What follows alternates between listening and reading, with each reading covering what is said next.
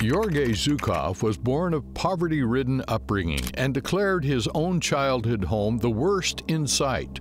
Coming of age, he was a conscript in World War I who went on to become one of Russia's greatest ever military figures.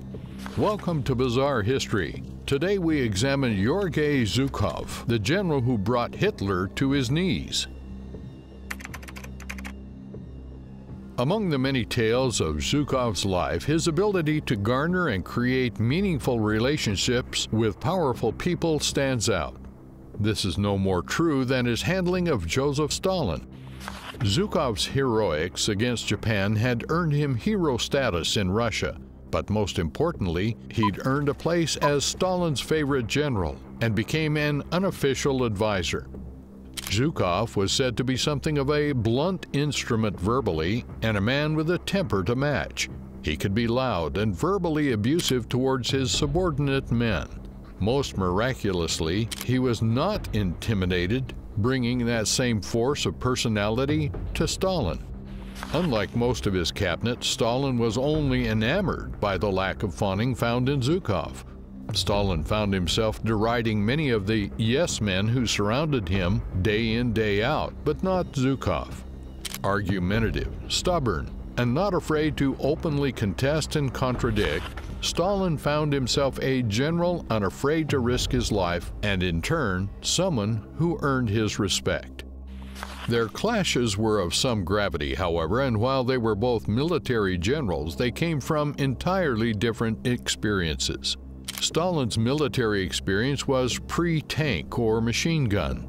Mechanized weaponry and its maneuvering knowledge was something he entirely lacked. This was a huge point of conflict between the two. There is an argument Stalin may have been somewhat jealous of Zhukov for having insight he simply didn't have. Yet Zhukov was not the politician Stalin was and felt the weight of this with Stalin and his successors. It leaves quite the tale as across the innumerable meetings the two had, Zhukov is believed to have come to read Stalin's mood. This is important as it gave him room to access and work with Stalin that few seldom had. Zhukov came to see that Stalin taking deep drags from his pipe was symptomatic of him being in good spirits. Yet, should Stalin attempt to light his pipe after the tobacco was done, it was a sign volcanic rage was only moments away. It's understood both men's notorious capacity for explosive anger was a key to them both making concessions and therein having a highly valuable working relationship. His poverty-stricken beginnings in Strelkovka geared Zhukov for hard work from a young age. Despite most from humble backgrounds only getting 2 years of formal education, Zhukov was able to complete 3 in his hometown before being sent to work alongside his uncle in Moscow as a furrier. Alongside the daily work, Zhukov also attended night school as a teen. In 1915, still only 19 years old, Zhukov was conscripted into the Imperial Army for World War I. Fighting the Germans in the region of Kharkiv, Zhukov is believed to have taken a grenade and survived a blast in combat. His time in combat earned him the Cross of St. George on 2 occasions. However, Zhukov's appetite for fighting and overcoming hardship was not done. In the event of the 1917 October Revolution, Zhukov became a member of the Bolshevik Party. He joined combat in the Russian Civil War, first for the 2nd Cavalry Division and then the 1st Cavalry Division. In 1920, he completed training for officers in cavalry and made the rank. A year later, for his efforts in quelling the Tambov Rebellion against the Bolshevik government, Zhukov was awarded the Order of the Red Banner. Zhukov's military climb continued across the interwar period. This was partly due to the Great Purge and many officers being shot and killed. However, Zhukov did attend the Frunze Military Academy, graduating in 1930. Over the decades, Zhukov was made commander of several cavalry corps, at one point being the assistant inspector of cavalry for the entire Red Army.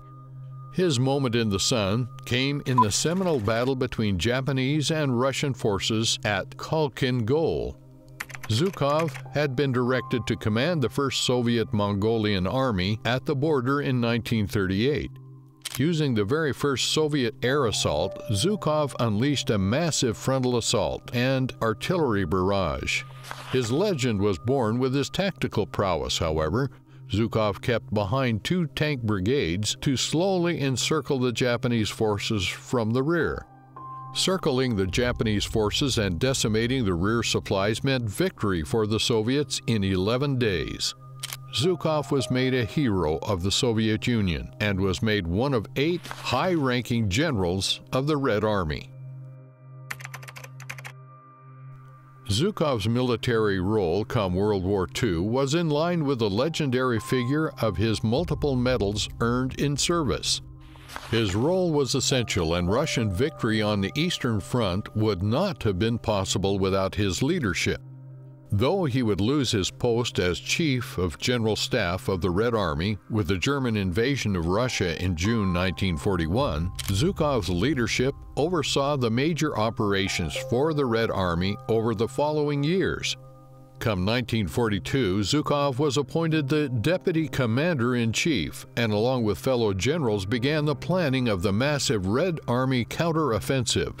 The Battle of Oder-Neisse heralded the Soviets breaking through the gates of Berlin. Zhukov led the Soviets through at the expense of 30,000 Red Army soldiers. In November 1944, before the Battle of Berlin was to commence, Zhukov made a rallying cry to his men to exact brutal revenge for everything. In May 1945, Zhukov accepted the German instrument of surrender, though the shadow of brutality, murder, and rape upon German civilians would hang over the Red Army for years to come. The first act in which Zhukov had some historical renown in the world after Stalin is for the death of Lavrentiy Beria. Following Stalin's passing, the leadership of the Soviet Union was open-ended chaos with no end in sight. However, certain figures and forces were seen as more harmful than others. The replacement premier, Malenkov, and others, looking to fill the power vacuum, wanted to rid the toxic cult of personality regime Stalin had run. Chief of the NKVD and Stalin's head of security, Beria was not to be trusted. More repugnant was the known secret of Beria's preying on children for sexual gratification. Having been restored to Deputy Defense Minister in 1953 and with the backing of Khrushchev, Zhukov was able to bring Beria to penalty court following his expulsion from the Communist Party. He was sentenced to death, and Zhukov regarded himself as proud of his part in the matter. From Stalin on, he was greeted with deep suspicion by many and ultimately found himself used by politicians for their ends on more than one occasion. Khrushchev soon relieved Zhukov of his duties. Maligned as exhibiting non-party behavior, Zhukov is regarded as a victim of Khrushchev's long-held fear of powerful people. He would be reinstated under Brezhnev, though this was understood as a power play. Brezhnev did not give Zhukov any position of power but lionized him in public and used this to strengthen his political popularity. In 1969, Zhukov's memoirs were published to great acclaim and on bestseller lists among thousands of appreciative letters from his public. Yet ultimately, the Communist Party did not know where to place or how to come to terms with this retired, once seminal hero of the Soviet Union. A surprising element of Zhukov's story is his reputation for wanting reform and standing as an effective diplomat. Zhukov is noted as having cordial relationships with all his counterparts, but most notably with that of American Supreme Allied Commander Dwight Eisenhower. Despite the ideological differences these two may have been poised to share on paper, they struck up a valuable friendship that was said to be influential in organizing the post-war world. Famously, following the defeat of Germany, Zhukov and Eisenhower are believed to have toured the Soviet Union together. As a gift, Eisenhower gave Zhukov his first experience of Coca-Cola.